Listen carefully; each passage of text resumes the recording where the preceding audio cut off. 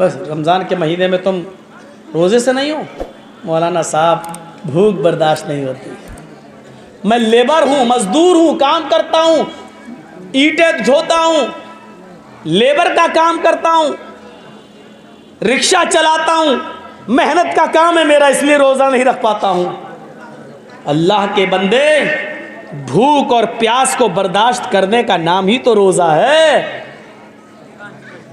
अगर ये बर्दाश्त नहीं कर सकता है तो रोज़ा कैसा?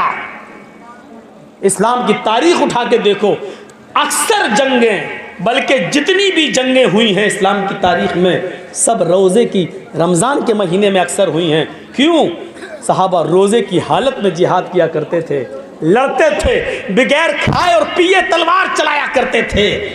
कभी कभी सुबह से शाम हो जाया करती थी काफिरों से लड़ते लड़ते, और कमज़ोर हो जाया करते थे, लेकिन उनके दिल में तमन्ना ये थी, इस हाल में अगर शहीद हो जाऊं तो अल्लाह के यहाँ मुझे और सवाब मिलेगा। मेरे प्यारे साथियों, तसव्वुर करो, जिहाद वैसे ही एक बहुत बड़ा काम, मेहनत, धूप, उसमें आराम नहीं होता है, दुश्मन से बचना भी पड़ता है और वार भी करना पड़ता है, दौड़ना भी पड़ता है और पहाड़ी और दरख्तों की ओट में छिपना भी पड़ता है। लेकिन इसके बावजूद वो रोज़े की हालत में हैं और जिहाद कर रहे हैं। हम रोज़ा रख कर रिक्शा नहीं चला सकते, रोज़ा रख कर हम मजदूरी नहीं कर सकते। रोज़ा इसलिए नहीं रखते हैं क्योंकि खैनी नहीं छूटती है, राजश्री नहीं छूटती है, रजनीगंधा नहीं छूटता है, बीड़ी और सिगरेट नहीं छूटती। रोज़ा भी हर मज़हब के अंदर। वतहुज्जल बैत, और हज करो, हज भी हर मज़हब के अंदर है। ये अलग बात है कि उनके यहाँ तीर्थ स्थान अलग अलग हैं। यहूदियों का तीर्थ स्थान इज़राइल में है, दुनिया भर के यहूदियों को इज़राइल जाने का हुक्म है। ईसाइयों का भी तीर्थ स्थान है। हमारे हिंदू भाइयों के तीर्थ स्थान तो इतने हैं कि उनको खुद गिनती याद नहीं। कभी हरिद्वार, कभी बनारस, कभी इलाहाबाद, जहाँ गंगा जल मौजूद हो और गंगा बहती हो वहाँ तीर्थ स्थान। और इस्लाम के अंदर भी एक तीर्थ स्थान है, और वो क्या है कि आप इस्तिताअत हो, ताकत हो तो आप खाने काबा की ज़ियारत करें, हज करें। ये बुनियादी तौर पर इस्लाम की जो परिभाषा है, इस्लाम की जो तारीफ़ है मेरे भाइयों, वो हर मज़हब के अंदर है। इससे पता चलता है कि इस्लाम मुहम्मदुर रसूलुल्लाह का अकेला दीन नहीं है। आदम से लेकर मोहम्मद सल्लल्लाहु अलैहि वसल्लम तक जितने भी नबी आए सभी इस्लाम को लेकर आए। लेकिन नबी अकरम के बाद इस्लाम को मुकम्मल कर दिया। अल-यौमा अकमलतु लकुम दीनकुम व अतममतु अलैकुम निअमती व रज़ीतु लकुमुल इस्लाम दीना। आज मैंने तुम्हारे लिए तुम्हारे दीन को कंप्लीट कर दिया, मुकम्मल कर दिया, और अपनी नेमतों का इत्माम कर दिया, अपनी नेमतें पूरी कर दी। व रज़ीतु लकुमुल इस्लाम दीना, और आज मैं तुम्हारे इस दीन से, इस इस्लाम से मैं राज़ी और खुश हो गया। आज मैं तुम्हारे इस दीन से, इस्लाम से राज़ी और खुश हो गया। ये वही इस्लाम है जो नबी अकरम के ज़माने में मुकम्मल हुआ, और अल्लाह उसी इस्लाम से राज़ी है जो नबी ने हमें दिया। याद रखना, जो दीन नबी ने हमें नहीं दिया और नबी अकरम के गुजर जाने के बाद बहुत से कठमुल्लाओं ने अपनी तरफ से इस दीन में नई नई चीज़ें ईजाद करके हमें दी हैं, वो दीन नहीं हो सकती है। आप देख लीजिए, एक चिल्ला रहा है अल्लाहु अकबर अल्लाहु अकबर, और पूरी अजान देने के बाद ला इलाहा इल्लल्लाह, ख़त्म, आया मस्जिद में नमाज का वक्त हो गया। इसके बाद एक दूसरा आता है अल्लाहु अकबर अल्लाहु अकबर, उसकी अजान भी ख़त्म होती है ला इलाहा इल्लल्लाह पर। उसके बाद वो नमाज पढ़ता, और नमाज पढ़ने के बाद फिर वो दरूद शरीफ या सलाम पढ़ना शुरू कर देता है। मुस्तफ़ा जाने रहमत पे लाखों सलाम, फला फला सलाम, फला पे लाखों सलाम। कभी आपने सुना है लाखों सलाम कह देने से लाखों सलाम हो जाएंगे? आप ही बताइए। आप कहिए जर्जी साहब लाखों बार अस्सलामु अलैकुम, तो लाखों बार हो जाएगा। अगर लाखों बार कह देने से लाख बार हो जाने वाला होता तो हम 33 बार क्यों पढ़ें सुभान अल्लाह, 33 बार क्यों पढ़ें अल्हम्दुलिल्लाह, 34 बार क्यों पढ़ें अल्लाहू अकबर? हम तो कहते 33 बार सुभान अल्लाह, हो गया। हम तो कहते 34 बार अल्लाहू अकबर, हो गया। जब तुम एक बारी भी कह देते हो मुस्तफ़ा जाने रहमत पे लाखों सलाम, जब लाखों कह देने से लाखों हो गया तो हम 34 कहने से 34 नहीं होगा, हमारे 33 कह देने से 33 नहीं होगा। हो तो मौलाना बात तो सही कह रहे हो, लेकिन हमारे बाप 9 9 19 कहते हैं, हम 18 क्यों कहेंगे? हमारे बाप ने वही पढ़ा है। तो जो चीज़ इस्लाम में नहीं थी, नबी ने नहीं दी, वो नबी अकरम के इस दुनिया से गुजर जाने के बाद इस्लाम का हिस्सा नहीं हो सकती। इसलिए अल्लाह ने क्या फरमाया, आज मैंने उसी दीन को तुम्हारे लिए मुकम्मल किया है, जो दीन तुम्हें मोहम्मद रसूलुल्लाह ने दिया है, और उसी दीन से मैं राजी और खुश हो गया।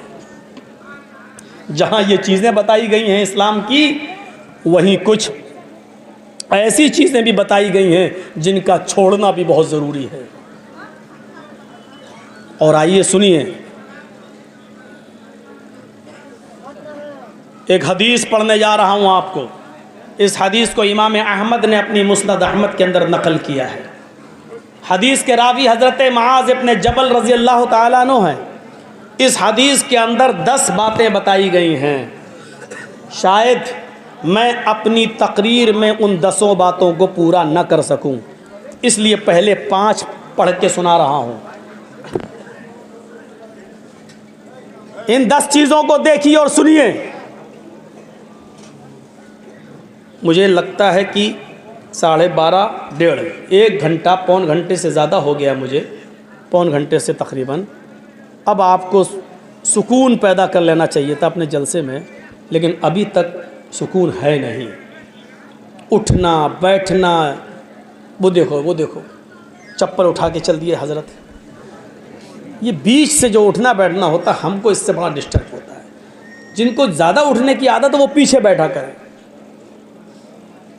उनकी उम्र कितनी है देखो तो, 60 साल। ये रात के 1:30 बजे जाके क्या करेंगे? अब चाची भी इनके लायक न रही। ऐसे लोग इस रात में उठ के भागेंगे तो कैसे काम चलेगा, आप बताइए। और जब पेशाब ज़्यादा लगता, किनारे बैठना चाहिए, फिर बीच में नहीं आना चाहिए, क्योंकि बूढ़े आदमी हैं, हर चीज़ लगेगी। कल के जलसे में छोटा सा बच्चा उठ गया, वहाँ कल नहीं शायद परसों के जलसे में। अब उसकी वो कमर ऐसे ऐसे करने लगा, उसकी कमर में दर्द। बताइए, इतने से बच्चे की कमर में दर्द, जबकि उसने कमर का कोई काम लिया ही नहीं अभी तक, और कमर में दर्द। अजीब हालतें हो रही, सामने बैठ के ये सब काम कर। इन 10 चीज़ों को सुनिए नौजवानों। आज 10 ना बता पाए तो 5 तो इंशाल्लाह मैं बता ही दूंगा, और 5 गिना दूंगा रस्मी तौर पर, ताकि याद रहे कि 10 हैं क्या।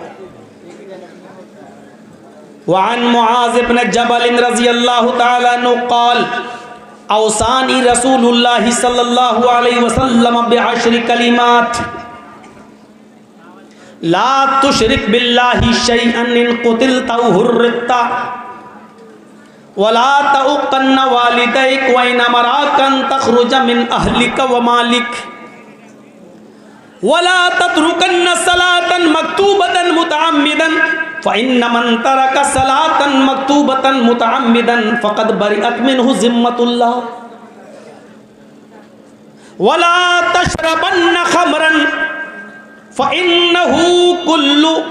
फ़इन्नहु रअसु कुल्लि फ़ाहिशतिन इय्याका बिल मासिया फ़इन्न बिल मासियति हल्ल सख़तुल्लाहि अज़्ज़ व जल्ल। फिलहाल 5 चीज़ें,